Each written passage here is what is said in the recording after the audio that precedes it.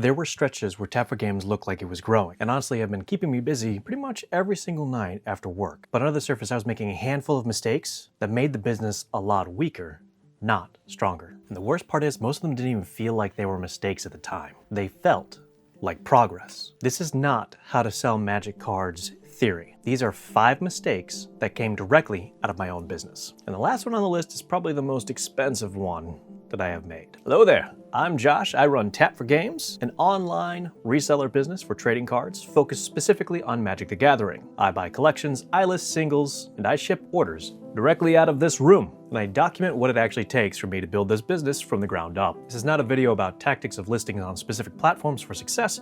This video is about the gap that you find between being a healthy business and a sick one. So here are the 5 mistakes that I was doing that made me feel productive, but didn't really bring in profitability. The first mistake I made was measuring how busy I was against nothing. No numbers, nothing to back it up. If I was busy, I was being successful. For a good amount of time, Tap for Games could soak up every single free hour that I had. Reorganizing, resorting, tweaking the website, writing scripts for the YouTube channel, and cleaning around the office to make it feel like an organized business. If you had showed up in the middle of one of those sessions, it would have looked like things were moving along very well. I know I felt like I was actually building something. Look how much was happening. A clean house is an organized house. Yeah, speaking of website, I probably spent a good 3 to 4 hours building out a HubSpot hosted website and tried to build some funnels and be all clever.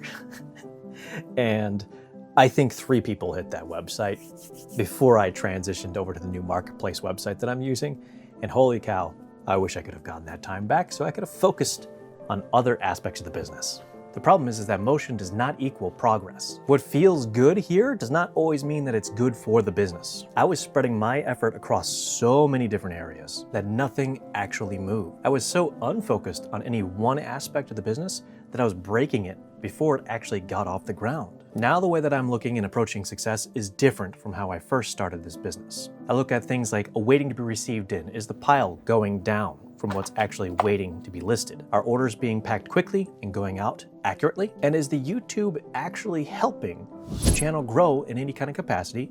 And I check the YouTube algorithm to see if any of the metrics can cross over through different various funnels into the business to help it grow as well. If those numbers are not moving, then it doesn't matter how busy I feel. And part of the reason why this happened is because I didn't actually have a system yet. So therefore, it really wasn't a business. So mistake 2 was treating Tap for Games like a hobby instead of an actual business. For the first month, Tap for Games lived inside of my head. I could get things done because I knew the logic of how I was trying to approach all the different various tasks. I knew how I liked to buy, I knew how to sort the cards, I knew what I liked when it came to pricing them and how I enjoy shipping items out. That works when it's just you and it's just a personal project. You end up kind of telling yourself, I'm the one that runs this thing. These are my grassroots. I'm watering, I'm making this business grow. But that is not a system. That's relying on your memory and emotion to try and drive the business forward. I was emotionally buying inventory because the price looked good. I was picking up shipping materials because at the time I felt these were, a good price or a good thing to have for the business, without actually thinking about using those materials in reality or the practical sense of how to actually package an order to get it out. I had my shipping process completely codified within my brain, but nowhere else. And this really kind of came to fruition for me when I got sick. I'm sitting there, I'm laid up, I'm on the couch, I feel like garbage, I got a fever, I can't do anything, the orders are starting to come in, I've got stuff sitting on the desk in the back. The feeling of anxiety was washing over me. And my wife came down, she goes, is there anything that I can do for the business and help? And I had no way to even begin to describe the pasta nest that was in my head in order to have her even help me. Everything that I was doing lived here, and not in a documented process that anybody could just pick up and run with. And I'll be clear, I'm still working on some of those pieces, but I'm farther along than I was because I wasn't running a machine. I was manually holding this thing together like a Band-Aid. So now I'm building a system, a series of checklists in order for somebody to come in and pick up exactly where I was in order to move the business forward. This way, I'm ready for either a first employee or, when I'm sick and down and my wife needs to come in and give me a hand. That's figuring out how I price things out, making sure that when I'm sourcing materials, the clear emotional piece of it is removed, so I'm no longer just buying because I think it's a good deal. And I also have processes for how I have inventory done, conditioning done, and even how the shipments go out. This way, the same result continues to happen whether or not I'm present for the business. And another area that showed up for the business that was very clear to me that I was not using my time effectively was in this next mistake. So mistake number 3 was listing low-level bulk like it's premium inventory. The reality is you could list every single card. And that's kind of how I got started, was listing every single card, because I figured bigger cart, more optimization hits, etc. But the reality is, not every card should actually be a single. So there is a strategy around bulk. So let's rewind to kind of how I started. To me, it made a lot of sense to get the inventory very wide, as I had mentioned. The thought was if I get a deep, wide inventory of just cheap cards at 15 cents selling through Manapool, it's gonna be a profitable business without having to worry too much. So I was just listing cards because they were there, but I wasn't really quite factoring in the time aspect, because when you're running it by yourself and you're not really worried about paying employees salaries or their wages, you can kind of be bootstrapped like that. So there I was listing inventory, I was buying bulk, anything, didn't matter what it was, starting to list cards, taking hours of my time to get them all onto our different various websites, TGCP or even with Manapool. And then I had one buy that really kind of started to wake me up. And that was a 6,000 card lot that I had purchased from a store. I listed all 6,000 pieces. Half of it was Murders of Karlov. 3 months after that purchase, I have moved 2 of those cards. Not 200, 2. When you sit down and you look at it, the math's pretty darn brutal. I spent hours listing 3,000 cards to move 2 cards at about 15 cents. And I don't want to go any further with that sentence. So my clever strategy, while clever, doesn't mean that it's actually going to do anything at all.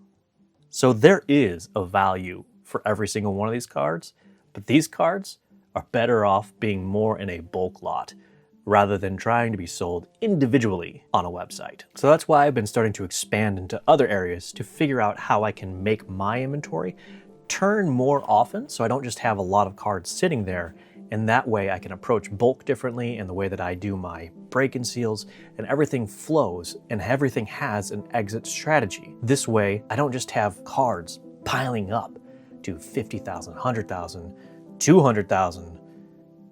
Golly, I can't even imagine it, trying to throw 200,000 cards down here. But that's not the point. The point is purchases must have an exit strategy. This way you as a buyer can make much more sound decisions when you're making purchases. Which kind of led me into my 4th mistake. Mistake number 4, growing faster than your ability to bring in product. As I've been saying throughout this video, more inventory feels like the dream. More collections, more buys, more cards in boxes, more listings, more platforms, and more decisions. From the outside, it looks like momentum.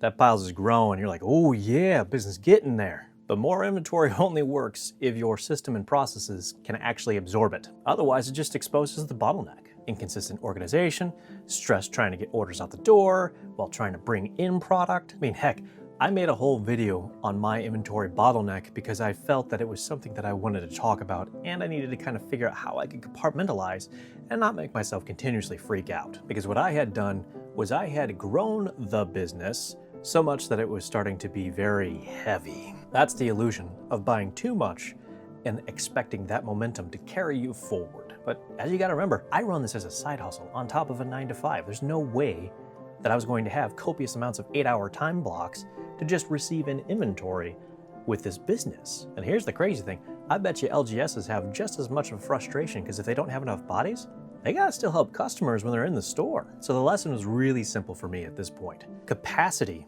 matters just as much as opportunity. So I've started to slow down some of my buys. This way, the workflow can keep up with the growth that I'm trying to achieve and not just adding weight to the business. Which kind of leads me to the most expensive oops I've made. So mistake number 5. Buying too much inventory without actually factoring in fees. This is one that kind of really stung when I was really starting off. A buy can look really good until you actually sit down and you do the math on the back end to see what it would actually take to be profitable on the buy. What's really easy to forget in the moment, especially when you're starting out, is platform fees, payment processing fees, shipping into the business, shipping out of the business, the supplies to package everything, and the 1% to 2% you're trying to hold off to the side in case you have a bad actor buying stuff from you. Or, you know, it just gets lost in the mail. One of my personal facepalm moments that I had at the start was, of course, an Amazon flash deal. I saw this one particular commander deck. I was like, oh yeah. It was 20% off. It was a no-brainer, last-minute buy, right before I go to purchase. Didn't really think it through. I was like, 20% off, this is fantastic. Buy. Got that thing moving and shipped. Finally got it into the actual house. And that's when I actually sat down and did the numbers. Right out of the gate, I made a mistake because I didn't even compare that to what market really was on the product. That 20%, that fantastic figure that I was so excited about, was $5 over what market price is. That means that before I even calculate fees, product, time, I already have lost money if I try to sell it at market value. So instead of saving money, I bought a problem. That's kind of why you need to take into consideration a buying model when you go to make your purchases. Make sure you understand. You can do this calculation directly in Excel. You can put in your fee percentage. Some folks use 30%, and then you just take that against its total cost, and then you're like, oh, cool, this is going to be something that I can resell. This way, you don't see the nice flashy discount, and your brain goes, yes, fantastic, clicks buys, and you get that dopamine hit because you think you're on the right path to victory, when you might not actually be on the right path to victory. So yeah, if you had to guess, yeah, I'm still sitting on those commander decks. I'm just gonna have to wait to see if the market swings the other way, I guess. You know what? I got one more mistake that I will comment on. We'll call this mistake number 6. I made a hefty investment into the business right in month 2 because I said, you know what? I do enjoy this. I'm gonna put the time and effort into it. I'm really gonna start to try and grow this thing. So I started my LLC and then I bought $3 grand worth of equipment, 2 carb mills, which don't even actually exist today and won't be shipping hopefully, well, they've already pushed it back once, but it should be shipping this year in December. And then I also bought the scanner. Outside the scanner buy, which has actually improved a lot of my efficiencies, the other 2 are subjective to potentially never even actually happening because it's a Kickstarter, and 2, I'm hoping that they work the way that they're being advertised. I don't actually know if they are or not. So this is kind of one of those lessons of like, sometimes you need to take into consideration pausing before you start trying to buy equipment as employees to make your processes faster. I could have divested that money into more product buys and spent more time trying to get things listed to try and grow the business otherwise. I could have also been buying collections that are at higher quality rather than lower end quality where I've been kind of living in simply because of the cash capital constraints. So when you zoom out across all 5 of these and, you know, even the bonus one that I threw in there at the last minute, the pattern is pretty simple, at least in hindsight. I spent a lot of time chasing what I felt was growth before I really understood what healthy growth looks like.